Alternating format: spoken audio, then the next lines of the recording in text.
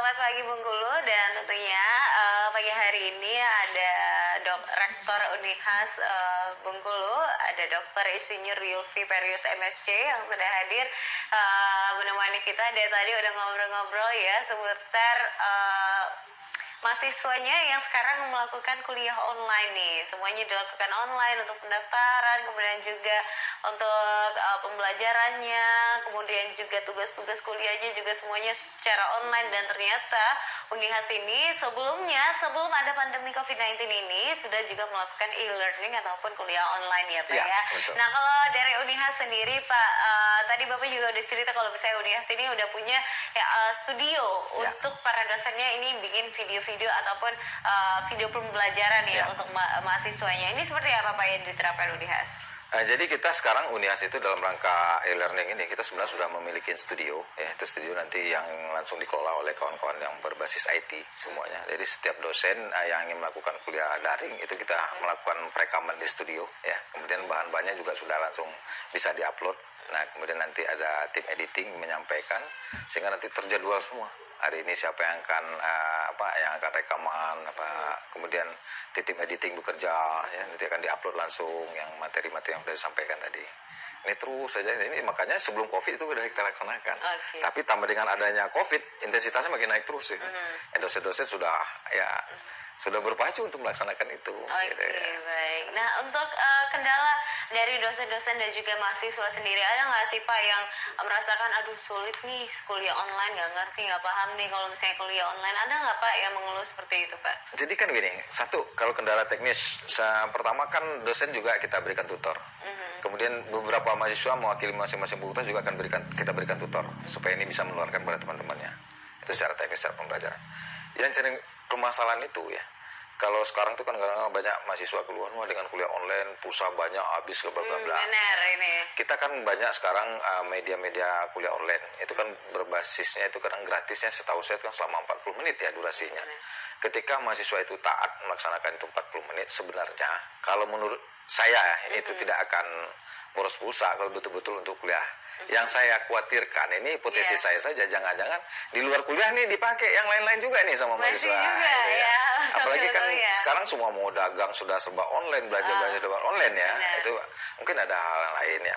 Nah kemudian juga mungkin juga mahasiswa ini mencari tugasnya. Kadang-kadang ini juga harus kita berikan edukasi sehingga mencari tugas harus sesuai dengan sasaran yang dituju. Jadi asal jangan sembarang searching saja, ya kan sembarang searching. Ini belum dapat kan lama. Kita mengambil mata kuliah apa, tugas kita apa, nah kita memberikan web-web mana sebenarnya. Nah ini harus kita sampaikan ya pada mahasiswa. Nah sehingga di dalam hal kuliah daring ini kalau menurut saya itu sebenarnya mahasiswa itu keluar mahasiswa ya kita tampung, kita jadi perhatikan juga bagi kita kan bagaimana. Kemudian yang permasalahan juga yang sering banyak habis pulsa. Ini saya kan juga melakukan selain kuliah daring, saya juga pakai Zoom meeting itu sama mahasiswa ya. Ternyata mahasiswa itu kan sekarang udah banyak pulang ke kampung. Ternyata signal itu kan tidak merata semuanya. Jadi kita sudah ngomong sebagian temennya memperhatikan, sebagian dia bengong aja. Ya ditanya, ternyata itu mungkin sampai ke dia lambat. Nah ini kan juga akan memakan pulsa sebenarnya. Nah di sini makanya kita tuntut juga kerjasama kita baik para dosen maupun mahasiswa. Kalau seandainya yang demikian kan bisa saja dosen menyampaikan melalui media sosial misalnya WA bahan-bahan tadi kan atau LAN atau di email kan kepada masing-masing mahasiswa. Ya kita kan bermitra antara mahasiswa dengan dosen kan suatu mitra lah kerjasama. Kenapa? Mahasiswa sekarang itu sebenarnya kan lebih cerdas-cerdas kan, karena dunia itu betul-betul di ujung jari. Karena mahasiswa itu, karena mahasiswa kita itu tidur aja bantalnya di bawah bantalnya HP kadang-kadang. Jadi kadang-kadang dunia udah di ujung jari, dia lebih canggih gitu. Nah, sehingga ini perlu juga kita edukasi bagaimana cara menggunakan sistem daring, cara bagaimana mengelola berbasis IT ini dengan baik sebenarnya. Oke, nah ini untuk di media sosial Pak ya, di berita-berita juga banyak sekali selain kuliah daring yang menyedot banyak kuota ya katanya ya, dan tentunya ini ada juga nih mahasiswa yang merasakan bukan hanya mahasiswa ya, pelajar pun juga Ya. ya, dari SD bahkan dari sebelum SD pun udah katanya tugasnya banyak sekali Pak diberikan Ya. di kuliah daring ini. Dari UNIH sendiri seperti apa Pak? Nah ini juga ada juga mahasiswa yang melakukan keluh kesah gitu juga pada saya. Tapi suatu saat ini kan kita evaluasi tugas seperti apa sih yang diberikan. Memberikan tugas itu kan tidak harus banyak, tapi yang penting kan terukur, jelas yang kita sasar. Karena ini kondisional saat ini. Ini kan kondisional gitu. Jadi jangan. Tapi kadang-kadang kita memberikan tugas banyak, kalau tidak ada manfaatnya bagi mahasiswa itu apa juga kan gitu. Tapi berikanlah tugas yang terukur sesuai dengan materi yang kita berikan kan gitu. Nah ini kadang-kadang bisa juga kita cek, nanti dosennya memberikan tugas banyak udah dimasukkan oleh mahasiswa, kalau kita cek dikoreksi benar nggak nanti, kan gitu tugasnya. Apa hanya mahasiswa sekedar mengumpulkan tugas kan gitu. Nah tapi makanya tapi saya yakin dan percayalah kepada kawan-kawan dosen, pasti tentu sudah memberikan tugas semuanya sudah terukur. Tapi kita sebagai pengolah tentu kita juga akan melakukan diskusi-diskusi nanti sama teman-teman. Jadi maka dengan menyikapi situasi ini, kami hampir setiap minggu tuh melakukan rapat-rapat, diskusi-diskusi terus sama teman-teman. Bagaimana sih cara memperbaiki ini? Semua kita merasa empati, seperti yang dikeluhkan oleh mahasiswa. Itu tadi yang satu contoh. Dia pakai pulsanya kenapa banyak? Ternyata kan sinyal itu karena dia masuk kadang enggak. Iya. Ini kan sementara dia running terus kan gitu. Materi nggak sampai. Gimana nggak nyedot pulsa dia kan begitu. Iya, Nah ini yang perlu kita pikirkan metode. Makanya kita coba deh. Terserah saja deh pokoknya melalui media sosial, jangan ada mahasiswanya yang datang, physical distancing betul-betul kita jaga. Nah, bisa melalui email, bisa pokoknya Anda sampai deh. Ada kadang-kadang kalau kelasnya banyak, kalau nggak bisa ya melalui WA kan bisa video call kan bisa 4 orang ya gitu ya. Betul lah kelas-kelas kecil saya bilang gitu, coba lakukan diskusi-diskusi deh sama mahasiswa. Memang kita butuh waktu yang cukup ekstra. Mungkin inilah kesabaran juga ya Pak. Inilah mungkin salah satu kalau saya lihat dengan adanya musibah ini melatih diri akan tambah sabar dan melatih diri tambah empati sebenarnya kan gitu ya. Nah ini dituntut sebenarnya. Tapi kalau seandainya jadi kita sebenarnya di balik musibah itu pasti ada hal positifnya. Ada hal yang positif. Jadi jangan kita itu terlena dengan musibah itu. Tapi justru ini jadikan bangkitlah kita di musibah ini gitu kan. Tapi kadang-kadang kalau kita terlena terus dengan musibah kita sibuk aja, sementara kita tidak action, tidak berbuat kan susah kita. Ini kan kita jadikan, karena Allah itu kan sudah mengatakan sebesar biji sawi pun, bizarah pun itu kan pasti ada manfaatnya dan ada pahalanya di situ.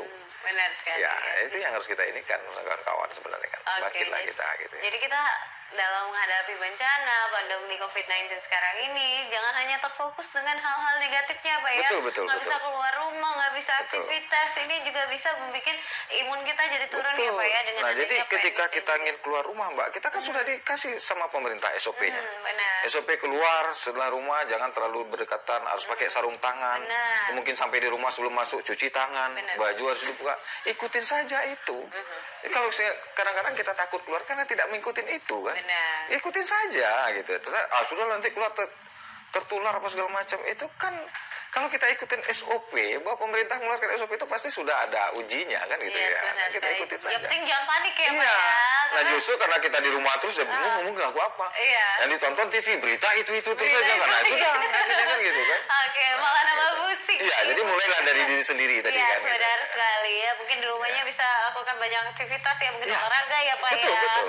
Nah, untuk di Unia sendiri Pak, ada nggak sih Pak ini anjuran ataupun instruksi yang diberikan kepada mahasiswa selama stay at home Pak? Ya, kita memberikan instruksi kepada mahasiswa selama stay at home. Malah kita sudah membuat suatu video panggilan ya. Mana yang belum pulang ke dusun, jangan dulu pulang ke dusun. Kalau ada hal-hal yang sifatnya emergensi, ya silahkan laporkan ke institusi. Malah nomor HP saya sendiri saya kasihkan kepada anak. Kita tahu misalnya dia pulang, misalnya ada anak yang keluar di provinsi, dia mau masuk provinsi aja dia nggak bisa masuk, apalagi mau keluar. Ya kita menyadari lah, apalagi anak mahasiswa, anak kos kan gitu. Nah ya tentu segala sesuatu kan ada kekurangan. Maka saya mengimbau pada para dosen juga, ayo kita timbulkan rasa empati kita, itu anak kita. Ayo kita berbagi sesama kita. Nah insya Allah nanti di tanggal 17 itu saya akan mengakhiri dulu semua kegiatan di Unia, saya akhiri. baik tenaga pendidikan maupun administrasi itu akan tutup mulai tanggal 18. Nanti di tanggal 27 baru masuk lagi. Oke, Nah, baik. di situ Jadi benar-benar tutup total ya, Pak ya? Ya, di situ UNIAS berbagi dulu secara internal. Nah, insya Allah nanti kita tetap melakukan penggalangan untuk berbagi secara eksternal. Karena bagaimanapun juga kan dikatakan bahwa keluarkan dulu keluargamu, baru masyarakat sekitarmu, baru yang lain-lain. Nah, makanya itu nanti insya Allah di tanggal 17, 18 itu kita di tanggal 16, 17 sudah bisa berbagi dengan kawan-kawan sesama internal. Ya. Kami siapkan satu bentuknya, kami memberikan bantuan natura terhadap kawan-kawan di lingkungan UNIAS dulu. Gitu. Oke, baik. Karena di tengah pandemi ini ya banyak sekali orang-orang yang kekurangan ya Pak. Iya. Kita jangan sampai menelantarkan orang-orang yang terdekat ya kayak Betul. tetangga, kemudian juga dari UNIAS ini mahasiswanya jangan sampai ada yang kelaparan di kosannya Betul, Pak ya betul, di tengah Pak. pandemi ini. Nah Pak, kalau tadi kata Bapak kan di tanggal 18 ini baru nanti akan kita berikan bantuan untuk keluarga dari UNIAS sendiri. Ya. Nah untuk kuliah daring sendiri, ini kan ada beberapa mahasiswa yang mungkin kurang mampu ya Pak ya untuk membeli kuota ataupun mungkin gadgetnya tidak sesuai standar untuk melakukan kuliah daring. Ini seperti apa kebijakan dari UNIAS Pak? Nah, jadi sekarang ini memang sedang jadi bahan pikiran kita, Mbak. Karena bagaimanapun juga swasta itu ya PTS itu pure betul-betul dari mahasiswa. Di situ semuanya yang harus kita kelola, baik itu tenaga pendidikan dan tenaga dosen semua dari situ. Nah, sekarang sedang kita lakukan kajian-kajian juga. Sementara anak-anak kita kan sebagian sudah ada pulang ke dusun. Kalaupun distribusian misalnya ada misalnya apa ya seperti yang banyak sekarang untuk pembantuan pulsa misalnya kan juga harus dipikirkan semua ini, Pak. Tidak semudah membalik telapak tangan ribuan gitu kita mau berikan sharingnya berapa kan gitu kan. Ini juga memang dalam kajian-kajian kita ya, dan kita Mbak tahu sendiri bahwa UNIAS itu kampus swasta betul-betul pure kami dari mahasiswa. Memang kadang-kadang itulah yang saya bilang tadi kepada mahasiswa, makanya kuliah daring kami itu sekarang itu fleksibel saja. Yang penting materi itu sampai bisa melalui email, bisa melalui SMS pun boleh, kan gitu ya. Silahkan, pokoknya materi itu sampaikan. Ada juga kawan-kawan yang kadang udah Pak, kita fotokopikan saja tuh. Gimana caranya? Kita fotokopi sendiri, dipoto kita, ya silahkan. Pokoknya materi kuliah terus berjalan. Nah, nanti pembagian sembako kita di tanggal 18 kita ada libur Mbak. Mungkin di sekitar tanggal 15, 16, 17 kita udah mulai pembagian untuk internal tadi ya. 18 itu libur total. Kemudian kita tanggal 24 puasa, tanggal 27 kita masuk lagi kuliah. Nah, yang kuliah online tetap jalan dosennya kan sudah bisa kuliah di rumah-rumah ya. Nah, sekarang di UNIAS itu di dalam rangka memutus rantai pencegahan kesehatan seperti di awal saya sampaikan kepada Mbak bahwa UNIAS itu kan di jantung kota. Nah, jadi hampir semua anak-anak, adik-adik, sanak saya di sekitar lingkungan saya, ya, ada yang keluaran di sekitar sana, terutama anak-anak SMP, anak-anak SMA, kadang-kadang masih asik bermain internetnya di kampus. Nah, maka sekarang kita memberikan instruksi, saya katakan jam 3 sore semuanya sudah dimatikan wifi itu. Ya, kita putus semuanya. Jadi kalaupun anak-anak ya dia mungkin bermain juga sampai jam 3. Kalau tidak sampai tengah malam masih ada anak-anak di sana, Mbak. Nah, ini karena itu akan menimbulkan keramaian ya Pak keramaian, ya. Jangan gitu, sampai putus dengan adanya fasilitas wifi gratis dari UNIAS sendiri ini menjadi penyebab nih dari berkumpulnya anak-anak untuk bisa mendapatkan. Jadi sebenarnya begini, wifi di kampus kita itu tidak gratis sebenarnya Pak.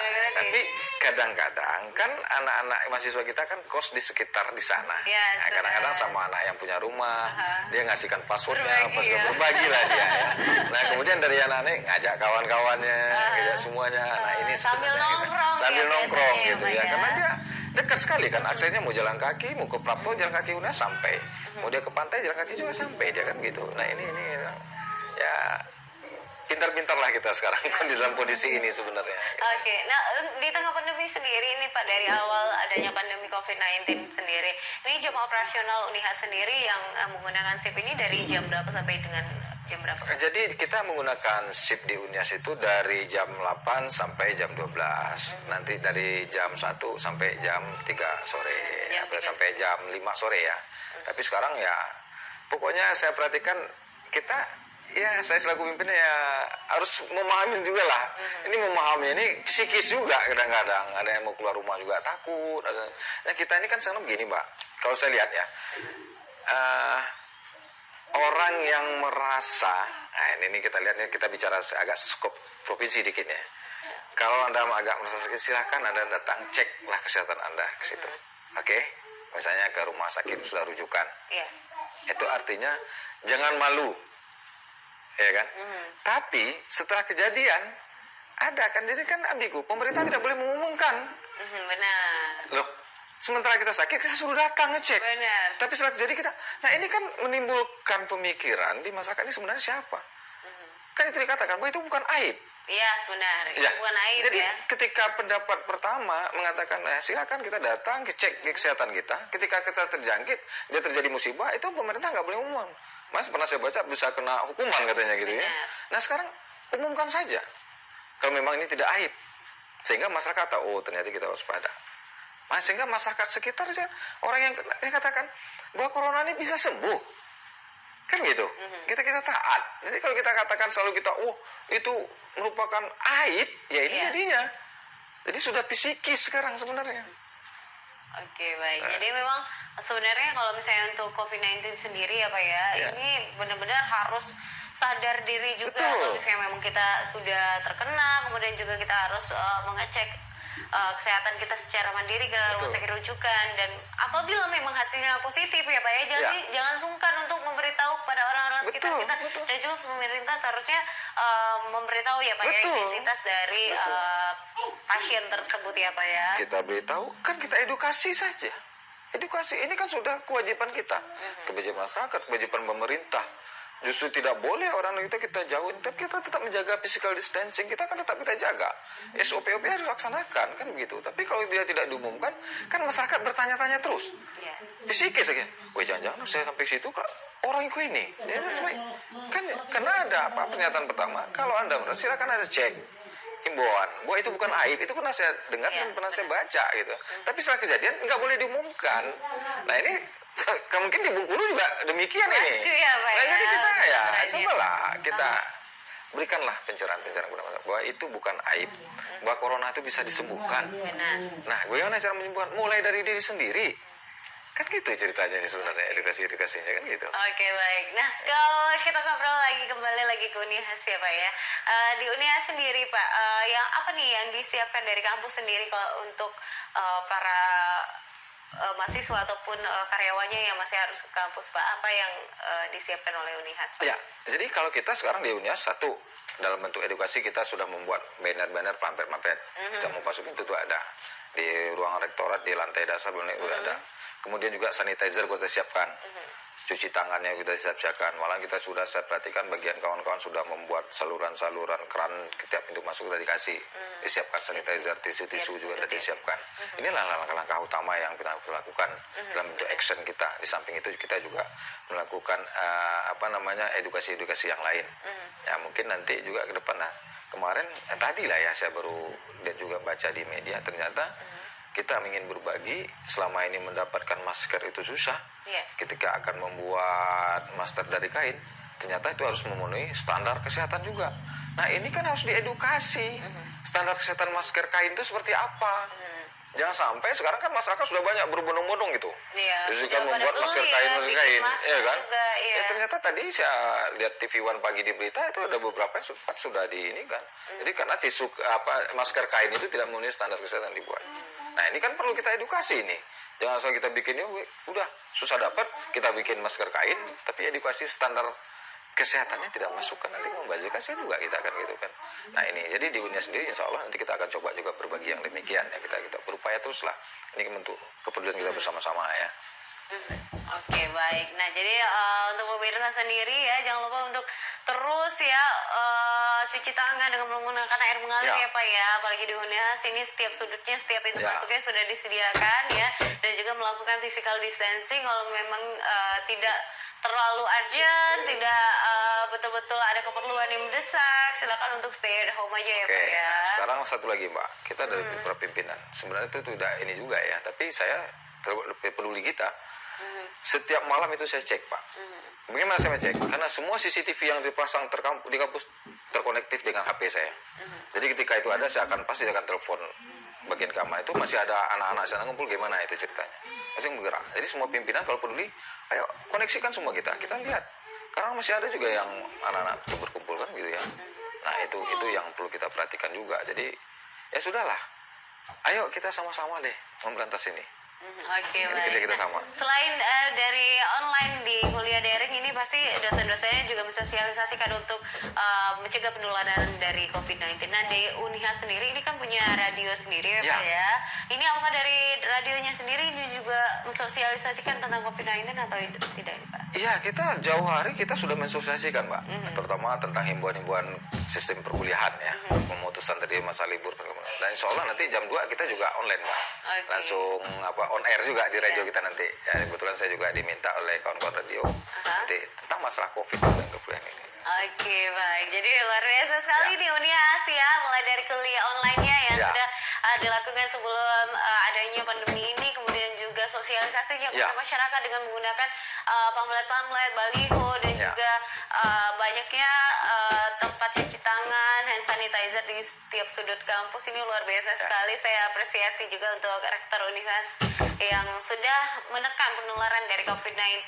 Terakhir Pak, boleh silakan untuk ajak mungkin mahasiswanya ada yang nonton nih Pak ya, dan juga untuk masyarakat yang ada di Provinsi Bengkulu untuk bersama-sama kita menekan penularan dari COVID-19. Ya, saya kepada semua mahasiswa saya dan masyarakat Bengkulu, adik sanak, kakak, donga segala macamnya, untuk menekan ini mari kita mulai dari diri kita sendiri. Kita ikutin aturan yang sudah dikeluarkan oleh pemerintah. Arti physical distancing harus kita jaga dan sampai ini menjadi penyebarannya akan makin meluas ya. Kemudian yang kedua, ayo kita bangkit ya, bahwa ini bukan aib. Corona ini bisa kita sembuhkan, gitu ya. Kemudian kepada pemerintah saya juga mengimbau kalaupun ini salah, tolong saya dimaafkan. Jadi kalau ada hal ketika sebelum sakit kita minta mereka datang berobat, tapi setelah terjadi hal yang berikutnya itu tidak boleh diumumkan. Sebetulnya menurut saya disampaikan saja, tapi dengan cara-cara yang santun, sehingga di dalam penyampaian itu ada edukasi-edukasi yang kita sampaikan pada masyarakat sekitarnya. Nah kemudian bagi dunia kampus, baik karena saya juga selaku Rektor Unias, juga selaku Ketua Aptisi, ya ini kan peluang bagi kita. Selama ini anak-anak Bengkulu banyak kuliah keluar, ya sekarang mau tahun ajaran baru dan penerimaan mahasiswa baru, ayo kita berikan pelayanan yang terbaik sehingga anak-anak Bengkulu betul-betul bisa kuliah di Provinsi Bengkulu sendiri, dan kualitas dari pendidikan harus kita tingkatkan. Nah ini himbauan saya, ini juga peluang sebenarnya kan gitu. Mungkin orang tuanya ya udahlah, karena ada kasus ini yang sampai sekarang belum tentu kapan berakhirnya, ya sudah kita kuliah di Bengkulu. Nah sehingga orang-orang kampus harus betul-betul memberikan pelayanan terbaik, memberikan mutu kualitas pendidikan yang terbaik ya. Bahwa Bengkulu ini kan penghasil orang-orang hebat sebenarnya. Jadi kita harus betul-betul, nah makanya saya lihat kalau saya selaku pimpin, ini peluang loh bagi saya. Mudah-mudahan nanti apalagi di kampus saya sendiri itu institusi sudah terakreditasi B, sama dengan beberapa perguruan tinggi lain maupun negeri pun yang ada di sini juga sama B. Kita punya 14 prodi, 11 sudah terakreditasi B. Kan sudah, mana kualitasnya ini? Tinggal kita mau ayo merasa kita sebagai orang Bengkulu, putra Bengkulu, ayo kita kuliah di Bengkulu saja. Nah ini salah satu memutus rantai tadi kan gitu. Nah kemudian bagi anak-anak saya masih ada di sini, ya coba tahan diri. Kalau tidak penting, betul nggak usah dulu pulang ke dusun. Stay at home saja. Stay at home ya, itu kuncinya. Stay at home untuk seluruh mahasiswa ya. Kalau misalnya memang tidak perlu, silakan untuk stay at home di kos aja. Stay at kos mungkin ya. Boleh juga stay at kos ya. Karena jangan sampai dengan kita pulang kampung ini bisa menulari orang tua kita yang ada di kampung ya Pak ya. Oke baik, terima kasih banyak Bapak sudah hadir pagi hari ini. Selamat pagi Bengkulu, dan kami ucapkan terima kasih juga untuk pemirsa yang ada di rumah yang sudah menyaksikan Selamat Pagi Bengkulu. Jangan lupa untuk menyaksikan kembali Selamat Pagi Bengkulu setiap hari Senin sampai dengan hari Sabtu dari pukul 8 hingga pukul 9 pagi. Dan akhir kata saya harus pamit undur diri. Wassalamualaikum warahmatullahi wabarakatuh dan sampai jumpa. Terima kasih banyak Pak.